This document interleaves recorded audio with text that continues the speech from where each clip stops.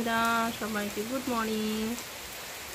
দেখাচ্ছি কতদিন পর বৃষ্টি হচ্ছে আমাদের এখানে, আর এত সুন্দর আবহাওয়া হয়ে গেছে, কি ভালো লাগছে। আর আমরা বাইরে বসে বসে বৃষ্টি দেখছি, একদিকে রান্না হচ্ছে একদিকে বৃষ্টি দেখছি।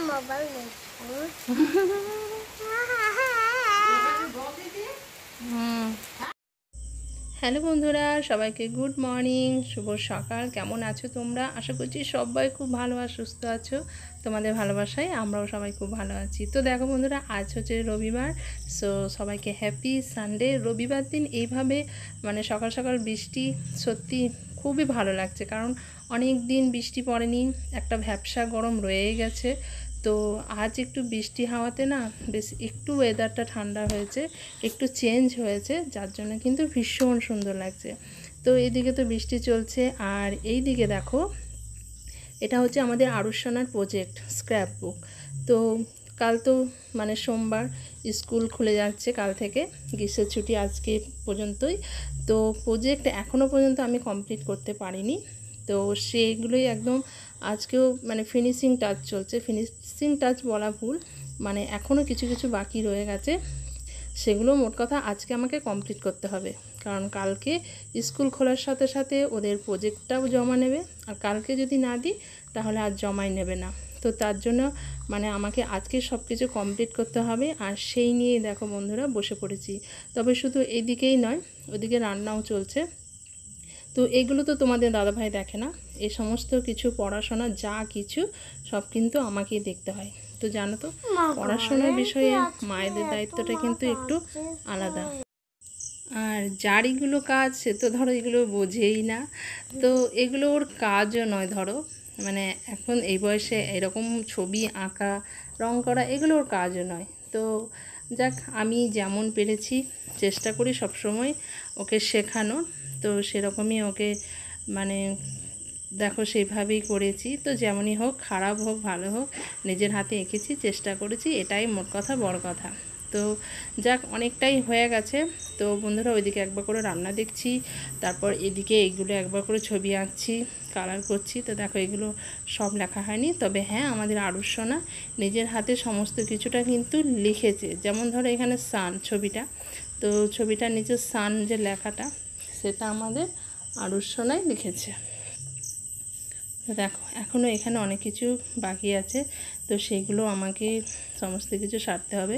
তো চেষ্টা করব দুপুরের মধ্যেই কমপ্লিট করে নেওয়া, কারণ আবার একটু বেরোনো আছে। তো কবে থেকেই বলছি তোমাদের যে আমার শরীরটা কিন্তু খুব একটা ভালো নয়। তো এখন প্রায় দিনই আমাকে ডাক্তার দেখাতে যেতে হচ্ছে। তো আজকেও একটু ডক্টরের কাছে যাব। তো তার জন্য চেষ্টা করছি ওর আঁকাটা এদিকে কমপ্লিট করে নিতে। আর এই দেখো, বললাম না, যার কাজ তার কোনো যাই আসে না, সে আমরা নিজের মনে খেলা করছি রং তুলি নিয়ে, আর এদিকে আমি সব কিছু করে যাচ্ছি।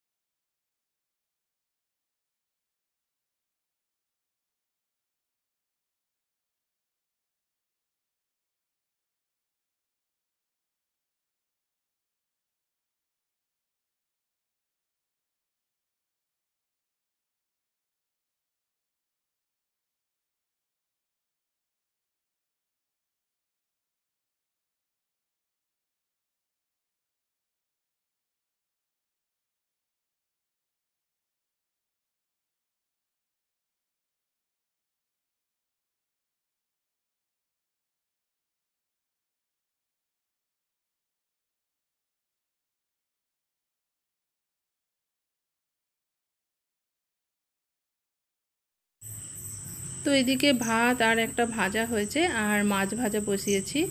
তো আজকে মাছটা তোমার রান্না করব, ঝিঙে আর আলু দিয়ে ঝোল করব।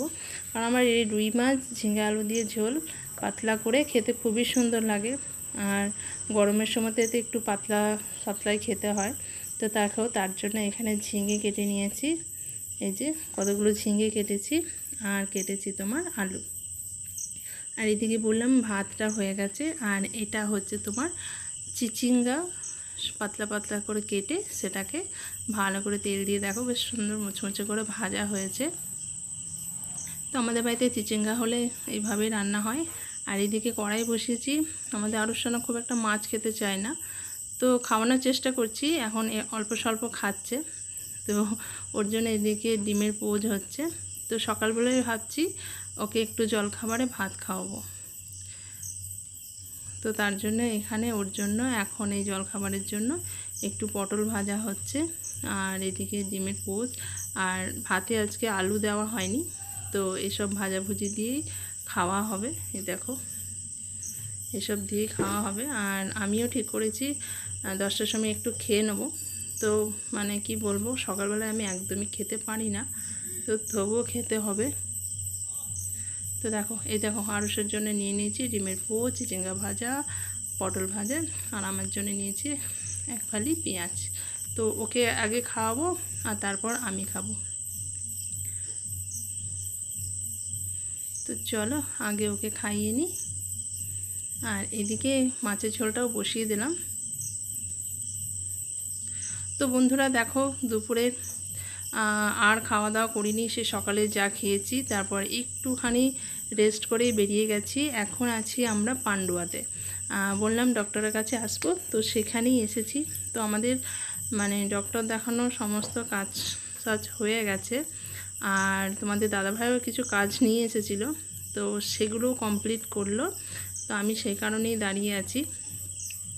তো তারপর দেখো দুপুরে যেহেতু আর কিছু খাইনি, তো এখন তো একদম বিকালবেলা, তো একটা খাবারের দোকানে চলে এসেছি।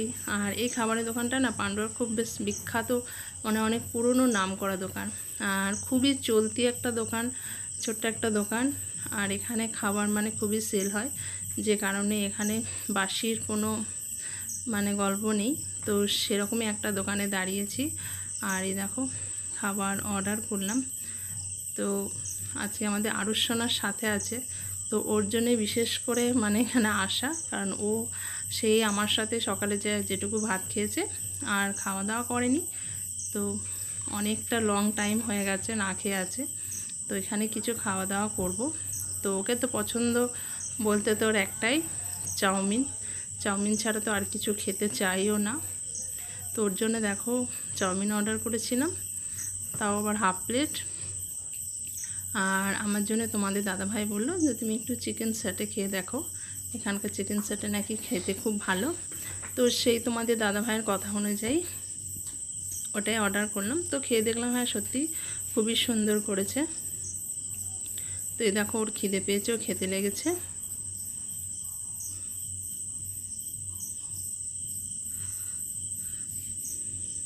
তারপর খাওয়া দাওয়া করে দেখো আমরা বাড়ি ফেরার পথে।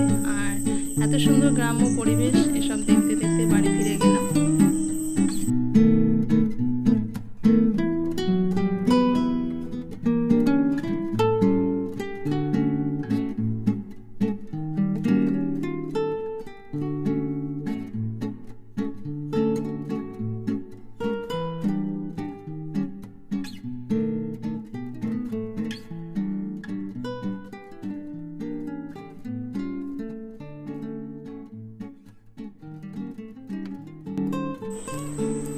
তো বাড়ি পৌঁছে গেলাম বন্ধুরা। আর রবিবারের সারাদিনের ব্যস্ততা কিভাবে কাটলো দিনটা সবটাই তোমাদের সাথে শেয়ার করলাম।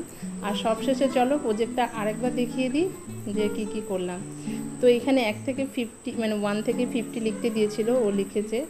আর এদিকে 50 থেকে 1 ব্যাকওয়ার্ড দিয়েছিল, সেটাও দেখো খুব সুন্দর করে লিখেছে।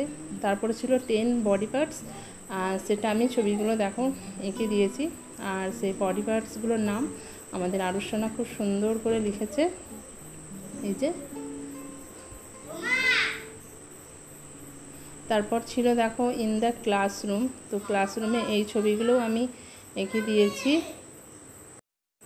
সেগুলোও দেখো খুব সুন্দর করে এখানে লিখেছে ও, এই যে লেখাগুলো ও নিজের হাতেই লিখেছে, যা খারাপ লেখেনি, চেষ্টা করেছে মোট কথা। আর এখানে ছিল তোমার এ থেকে জেড, এটাও ছবি আঁকা, আর তারপর সেগুলোকে লেখা, সেটাও দেখো খুব সুন্দর করে লিখেছে। দেখ সবটাই কমপ্লিট হয়ে গেছে। আর দুপুরে বললাম না, পান্ডবা যাওয়ার আগে আমি সব কিছুই মানে রেডি করে নিয়েছি, কারণ আমি জানি এসে আর হবে না, আর কালকে স্কুল আছে। তো সমস্ত কিছু দেখো লেখা একদম কমপ্লিট করে দিয়েছি। এই দেখো সব লেখা কমপ্লিট করে দিয়েছি। আর একটা জিনিস বাকি রয়ে গেছিলো সকালে, বুঝতে পারিনি, তো সেটাও আমি এসে কমপ্লিট করেছি। আর সেটা হচ্ছে সব থেকে আমার ভালো লেগেছে এটা, মাই ফ্যামিলি। তো গ্র্যান্ডমাদার গ্র্যান্ডফাদার, এটা এই পিকচারগুলো আমার খুব সুন্দর লেগেছে। তোমাদের কেমন লাগলো পুরো প্রজেক্টটা অবশ্যই কমেন্ট করে জানাবে। ছোট্ট একটা ব্লগ শেয়ার করলাম। সবাই খুব খুব ভালো থেকো, সুস্থ থেকো। দেখা হবে তোমাদের সাথে পরের একটা ব্লগে। টাটা।